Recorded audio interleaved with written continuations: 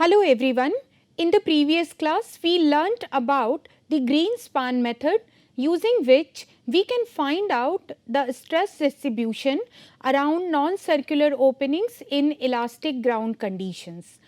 We dealt with various non-circular shapes of the openings such as elliptical, then rectangular and ovaloidal, and with the help of a few figures I showed you that how the stress distribution around such openings in elastic ground conditions look like. So, today we will discuss those figures in detail and we will try to obtain some of the general guidelines for design of such non-circular openings. So, as I just now mentioned that we will study those figures in detail and try to obtain the general guidelines for design of non-circular openings, and you should remember that as of now we are considering the ground condition to be elastic. So, first of all, this was a picture that I showed you in the previous class. So, let us take a look that what is that general guideline that one can obtain. So, let us say that you have the applied normal stress which is parallel to one axis of the opening. So, you had three stress conditions.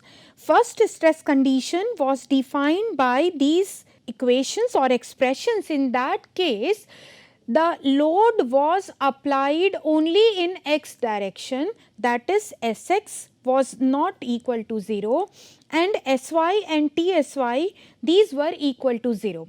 And hence the stress concentration factor was defined by the tangential stress divided by the applied stress in x direction. Whereas the second case we had the applied stress in the direction parallel to the y direction, that means Sy was non-zero and there was no stress in x direction, that is Sx was equal to 0 and Txy was also equal to 0, and accordingly the stress concentration factor was defined by sigma t upon Sy. And the third case was when you have Txy non-zero and Sx and Sy both were equal to 0 and the stress concentration factor was given by sigma t upon Txy.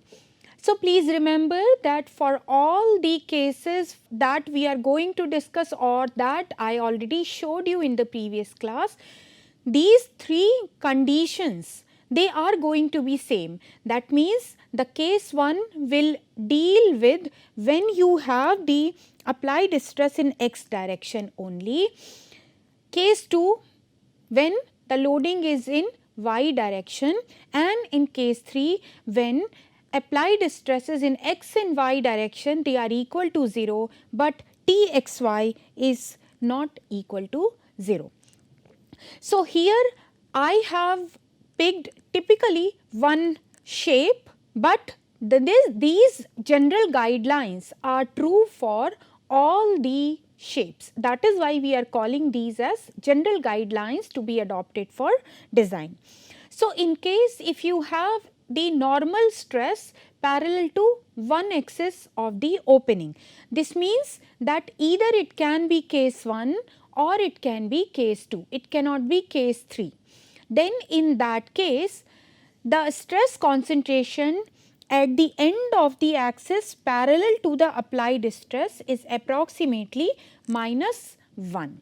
This means that the boundary stress is of opposite sign and has about equal or same magnitude as for the applied normal stress. Now, take a look if I consider the case 1. So, this is the curve for case 1, this is the stress distribution for case 1 for the elliptical type of the opening. Now, here I have taken only one shape of the opening, but then this guideline is true for all the shapes. Now what it says, if I take case 1, this means that loading is parallel to x axis.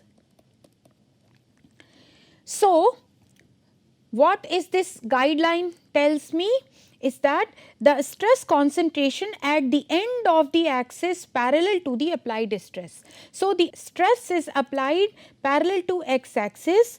So at the end of the x axis we have to look. So you see here it is the end of the x axis, and if I go follow this and take a look here, this stress concentration factor here is -1. Now I take case 2 where the loading is parallel to y axis. So at the end of y axis, let us take the look. So this is the end of the y axis. So at y axis, see again here, if I follow this curve 2 here, you see this is again it is -1. So this becomes one of the general guideline that in case if the applied normal stress is parallel to one axis of the opening, the stress concentration at the end of the axis parallel to the applied stress is approximately equal to -1. Why we are putting that negative sign? Because the magnitude of the boundary stress is of the opposite nature as compared to the applied normal stress. Now coming to the second guideline, what it says that for an applied normal stress which is parallel to minor axis of the opening, the stress concentration at the boundary at the end of the major axis increases as the ratio of major to minor axis of the opening increases. So here I have taken the shape of an ovaloid. Take a look here. In this case, the major to minor axis ratio is 2, and in this case it is 4. Again, I need not to explain you the 3 cases of the loading, case 1, case 2 and case 3. And for your convenience, I have pasted these 3 cases on every slide so that you are able to connect that which case corresponds to which type of applied stress condition. Now, what is that here? That for an applied normal stress parallel to minor axis of the opening. So here if you take a look at these 2 figures, which one is the minor axis? It is the y axis, which is the minor axis. This means which case? Where you have the normal stress parallel to y axis. So we have our case as case 2. So I will focus on case 2 curve in both the situation, which is this, which I have marked. So the stress concentration at the boundary at the end of the major axis. Now the applied stress is parallel to the minor axis, but we have to look at the end of the major axis. This means the major axis is x axis. So I go here. This is what is the position. Similarly here, this is what is the position. Now read what is its value. So it is somewhere, see this is -1, 0, 1, 2, this is 3, this is 4. So this is somewhere in between 3 and 4.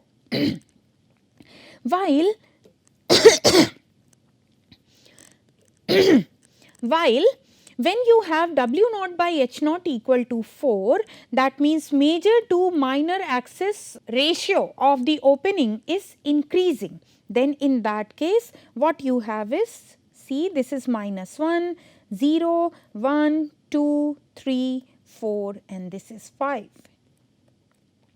So now this is somewhere in between 4 to 5, or you can say that it is close to 5.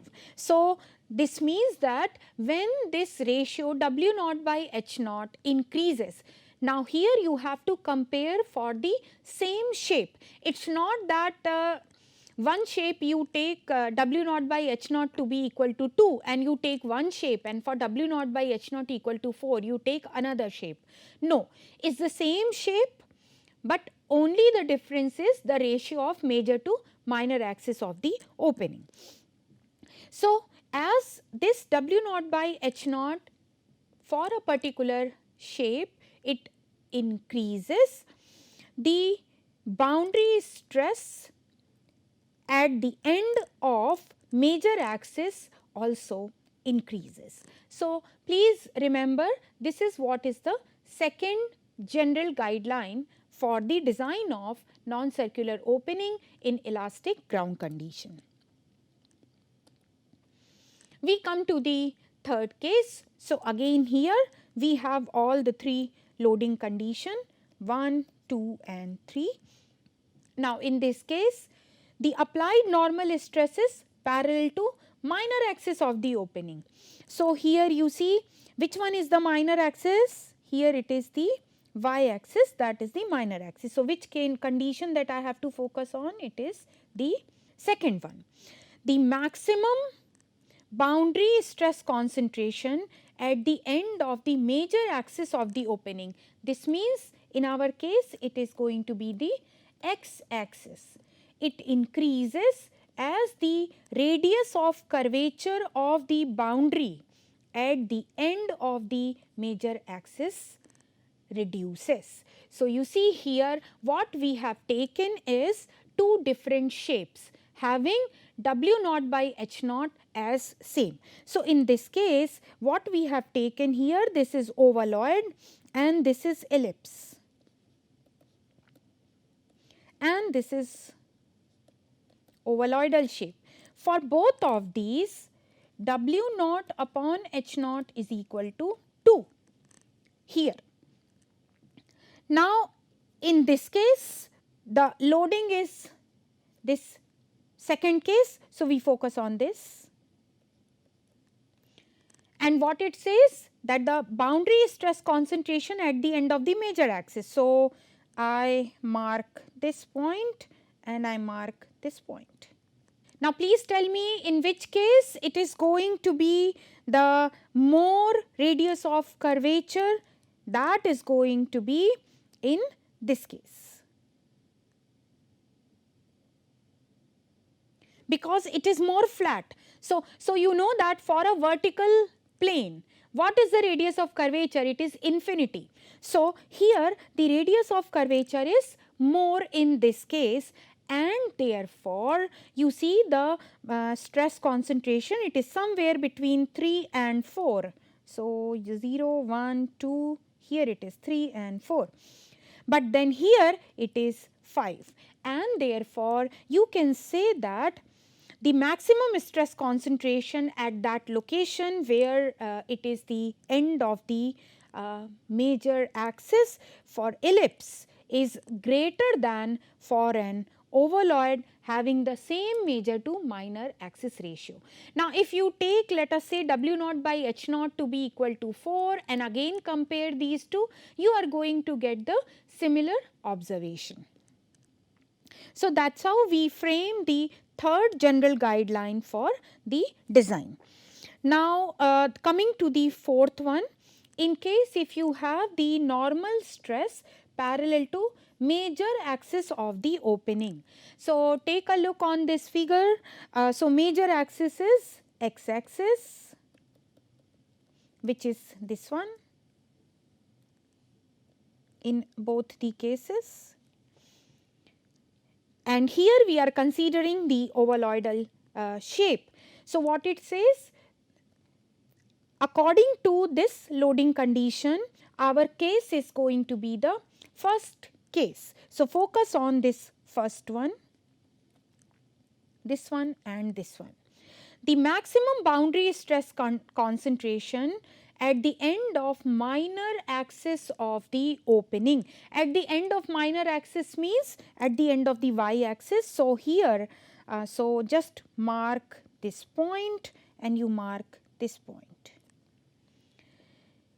This boundary stress concentration at the end of minor axis of opening, it reduces for a given shape of opening as the major to minor axis ratio increases. Now take a look, when you had W naught by H naught to be equal to 2, this ratio is somewhere in between 1 and 2, or maybe you can call it as 1.5 or 1.6 by looking at this figure. But then when this increases to 4, that is W naught by H naught becomes equal to 4, in that case you see it is still between 1 and 2, but take a look, it is close to 1.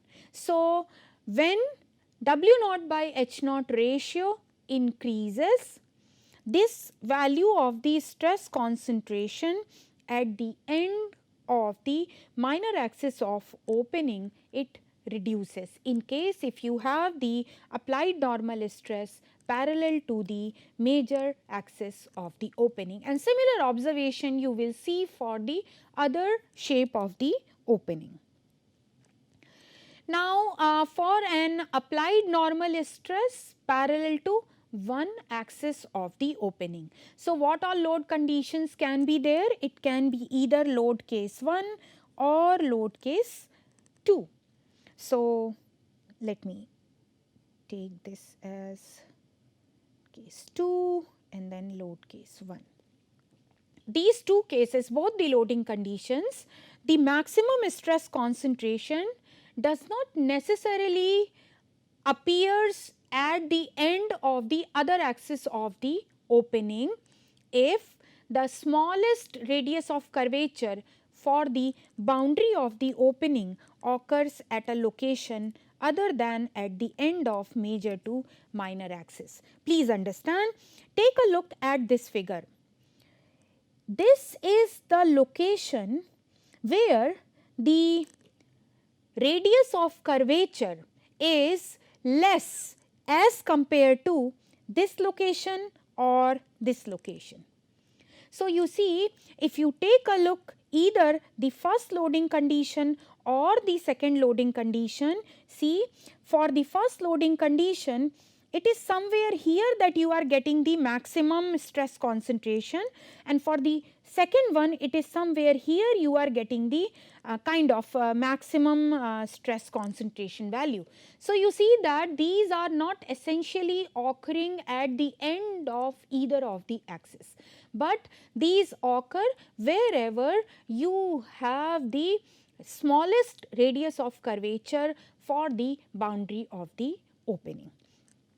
So, this is what is very important, and you should keep this in mind. Now, coming to the various conditions. So, here what you have seen was the general state of stress and the three conditions for different type of loading that we assumed, and with reference to those three different cases, case 1, 2 and 3. We tried to obtain the boundary stress distribution.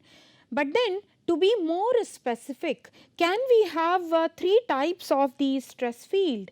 And we define a term which is called as the mobilization factor that I define as M is equal to sigma H upon sigma V.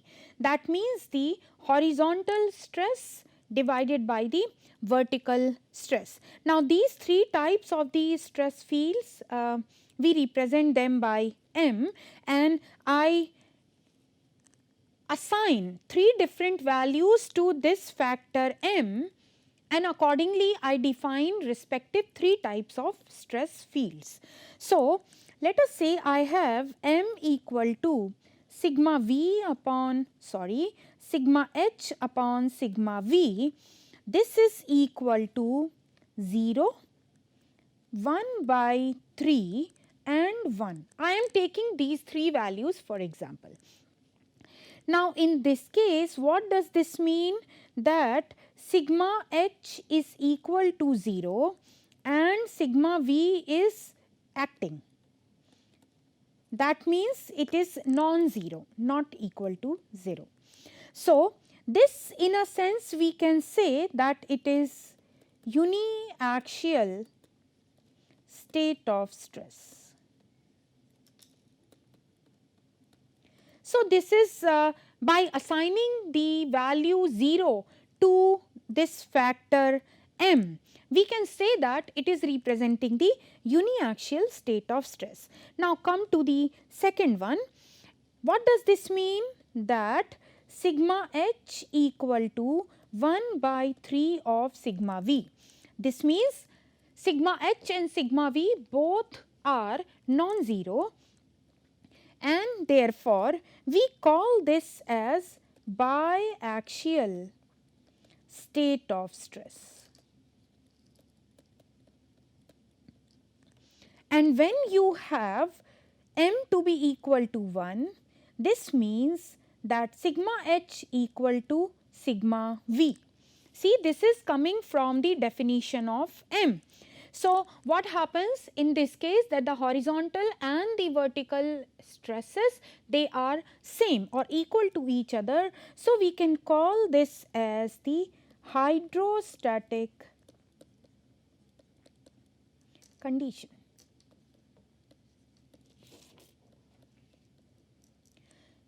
Or we can say that it is the hydrostatic state of stress. So, with reference to these three typical values of m, we can represent the uniaxial state of stress, the biaxial state of stress, and the hydrostatic state of stress. Now, considering these values of m, the stress distribution for different shapes of the opening in elastic ground conditions, they were plotted. So, basically shapes which were considered, these were elliptical, ovaloidal, and square with rounded corner shapes. I told you in the previous class that why we should consider the rounded corner shapes. It is done to avoid the infinite stress concentration at the corners, because that much of the stress concentration cannot be handled by any material. So, when we go for the construction, we just make the corners of the square or rectangular type of the opening as the rounded corners. Now, for our convenience, we have done this earlier, but then I am repeating it again here, that the magnitude of any one of the stress near the boundary of any opening, that we are expressing in terms of the stress concentration, and this was defined as a ratio of stress at a point to one of the applied stress. This is not new to you. Last one or two lectures we have been using this term stress concentration. Now, when we have the positive stress concentration, this means that stress at a certain point has the same sign as that of the applied stress. In case if there is the negative stress concentration, this signifies the presence of stress at certain point as that of the opposite sign of the applied stress. Now, here it is the distribution of the boundary stress concentration for a circular hole. So, see, the most general form of the loading condition has been shown, that is,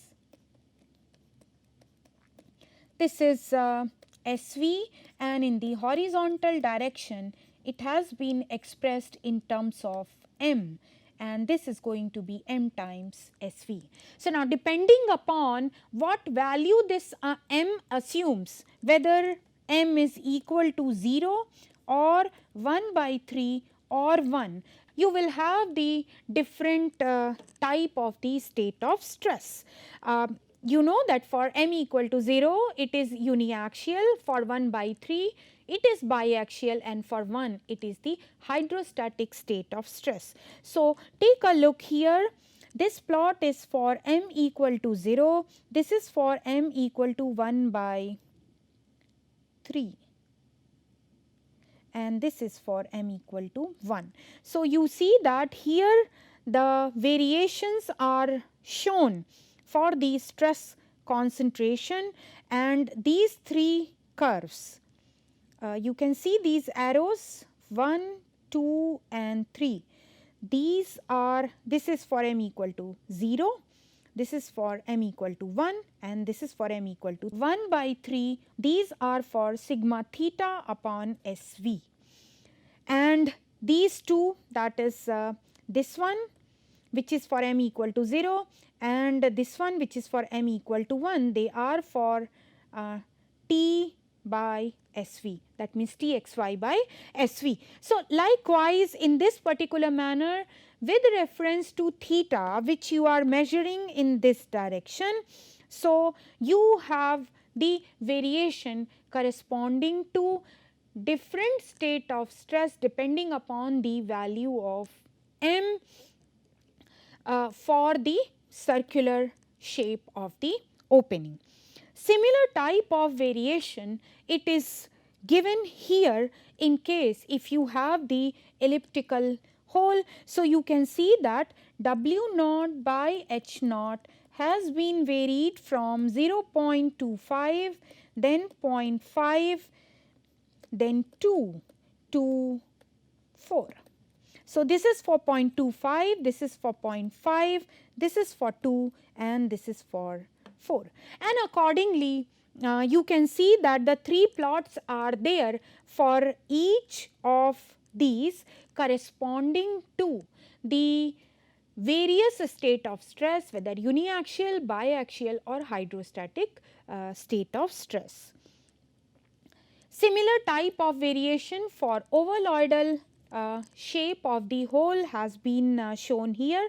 Again, here in this case W naught by H naught has been varied from 0.25 to 4, and the various conditions, stress, applied stress condition, three plots are given for uniaxial, biaxial and the hydrostatic state of stress. This is for ovoidal shape of the opening. This is for square hole where the sides of the squares, they are parallel to the axes. So you can see that m equal to 0, m equal to 1 by 3 and m equal to 1. You have got the stress concentration which is sigma T upon SV. Then this is for the rectangular shape of the opening.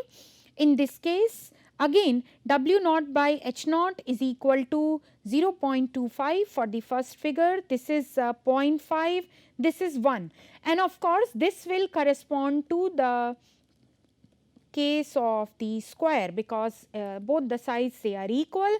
Now this is W naught by H naught equal to 2, and this one is for W naught by H naught equal to 4. So you see in all the three cases how the boundary stress concentration factor varies all along the boundary of the opening for various values of W naught by H naught, it has been shown.